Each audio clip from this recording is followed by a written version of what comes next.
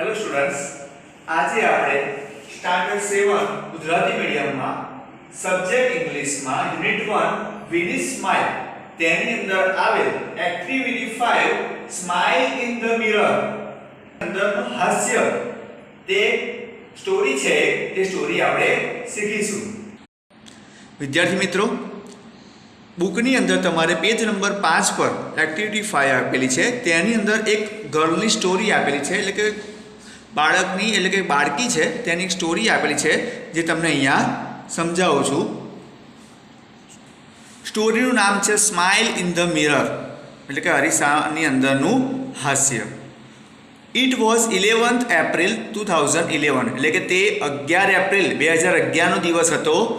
It was Tejaswini's 12th birthday.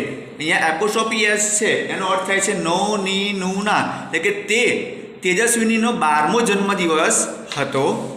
Her father gifted her beautiful bicycle. Her father એટલે કે તેના પિતાએ ગિફ્ટ એટલે ભેટ આપવી, તેના પિતાએ તેને એક સુંદર બાઇસિકલ એટલે કે સાયકલની ભેટ આપી। It was a unique bike. Unique એટલે કંઈક અલગ પ્રકારનું, કંઈક અનુપમ, કંઈક અનન્ય તેવું બાઇક એટલે કે તે હતું। બ્લુ ઇન કલર એટલે કે કયા કલરમાં હતું, રંગમાં હતું તો કે બ્લુ, ભૂરા રંગમાં।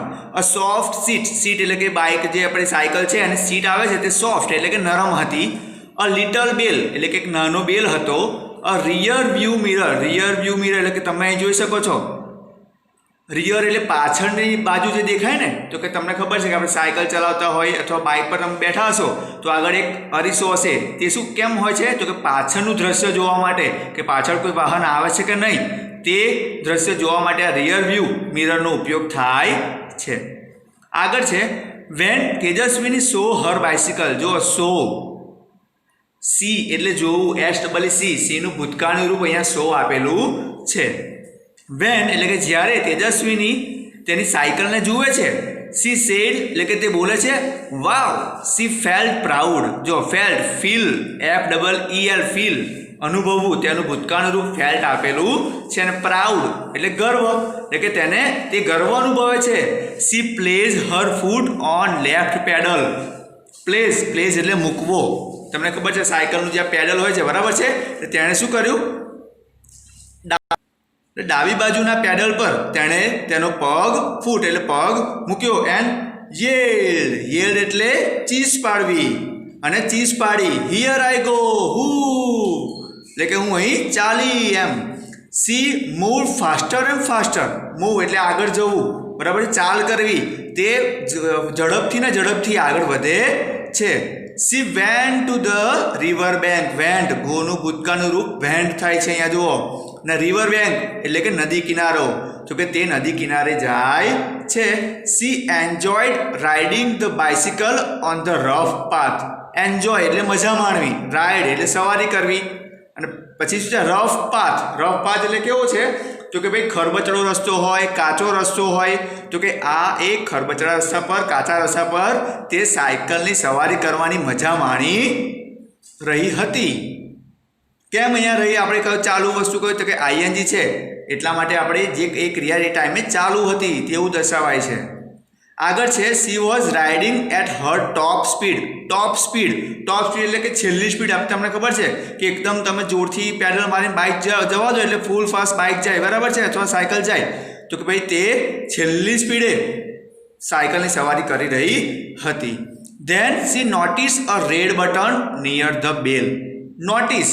નોટિસનો અર્થ થાય છે કે જાણ થવી, ખબર પડવી કે ધ્યાન આપવું, કે તેને પછી જોયું કે ભાઈ બેલ છે તેની નજીક, નિયર એટલે નજીક એક લાલ કલરનું બટન આવેલું છે। What was that? તે શું છે, તે શું હતું? તો સી પુશ ધ બટન। પુશનો અર્થ થાય છે દબાણ કરવું, ધક્કો મારવો। ત્યાં જે લાલ કલરનું બટન હતું તેને તે દબાવે છે, ધક્કો મારે છે। લો એન્ડ બિહોલ્ડ, જુઓ ને જુઓ, there came out a big fan on the rear wheel। rear એટલે પાછળનું વ્હીલ, પાછળના વ્હીલે એક મોટો પંખો બહારની તરફ આવે છે। the fan started rotating rotating means શું થાય છે? ફરવું, વારાફરતી ફરવું. તો ફેન એટલે આ પંખો, તો કે પંખો ફરવાનું ચાલુ થઈ જાય છે. રૂમ રૂમ, જો તમે તો ખ્યાલ છે કે પંખો ફરે ત્યારે અવાજ આવે છે ને. ઇટ થ્રિલ્ડ તેજસ્વીની. થ્રિલનો અર્થ થાય છે રોમાંચિત. આમ તમે કોઈ વસ્તુ નવી જુઓ છો અને કેવું આમ તમે ખુશખુશાલ થઈ જાઓ છો, એ પ્રમાણે તેજસ્વીને એણે રોમાંચિત કરી દીધી.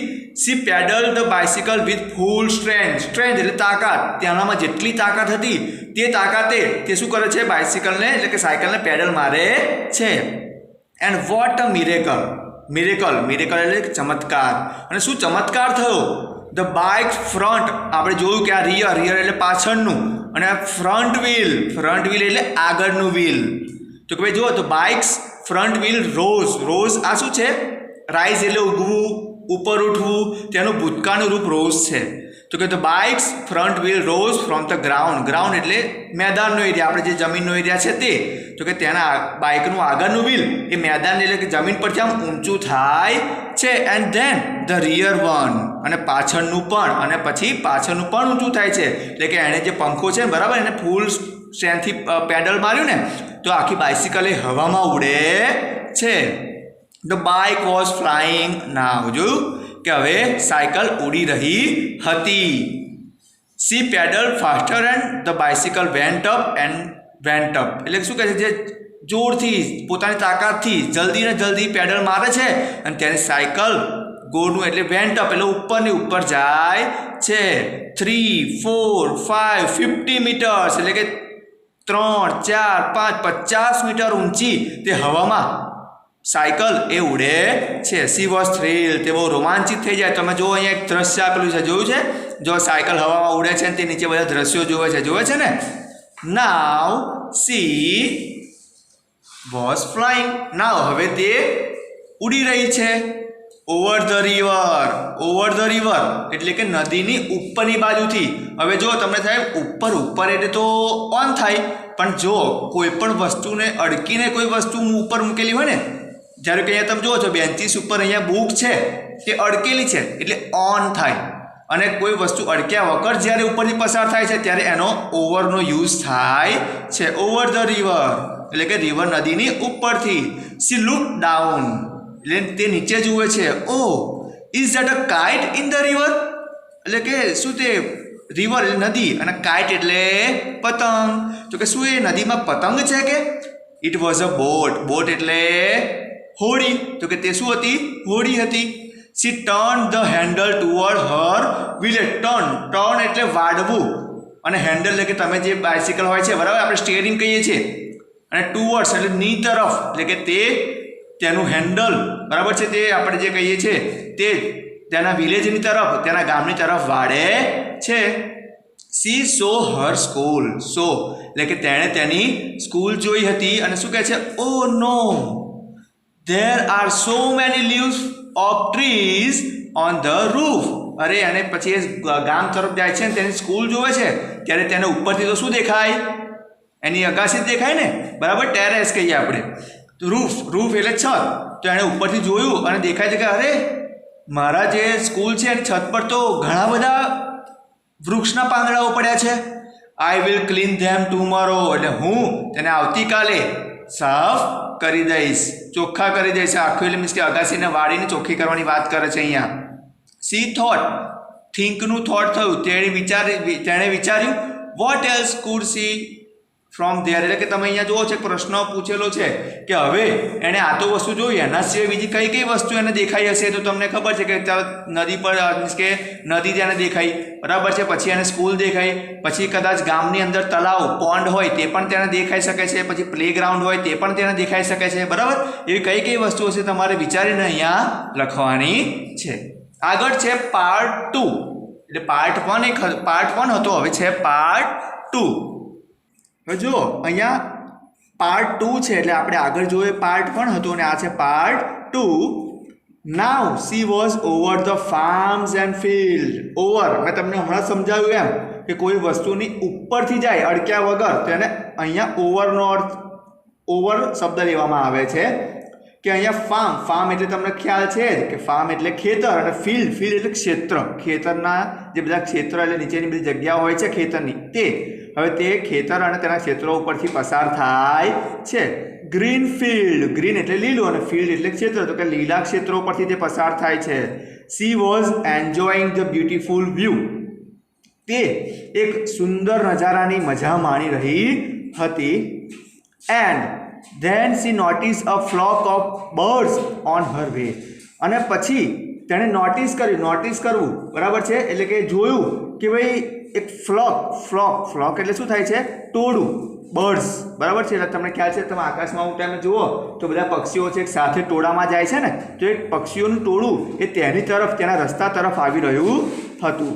She applied the brakes. Apply એટલે આપવું, બરાબર છે, આમ દબાવવું. એટલે એણે શું કર્યું? એકદમ ટોળું સામે આવે ને એટલે એણે બ્રેક મારી, જે સાયકલની બ્રેક હોય ને તે બ્રેક એપ્લાય કરી. ધ ફેન સ્ટોપ એટલે કે જેવી રીતે તમને ખ્યાલ છે કે તમે બ્રેક મારો તમારા જે સાયકલના જે પૈડા છે કેવા ઊભા રહી જાય છે, તે જ રીતે તેનો ફેન હતો એ ફેન સ્ટોપ થઈ જાય છે. The fan stop and the bike started coming down.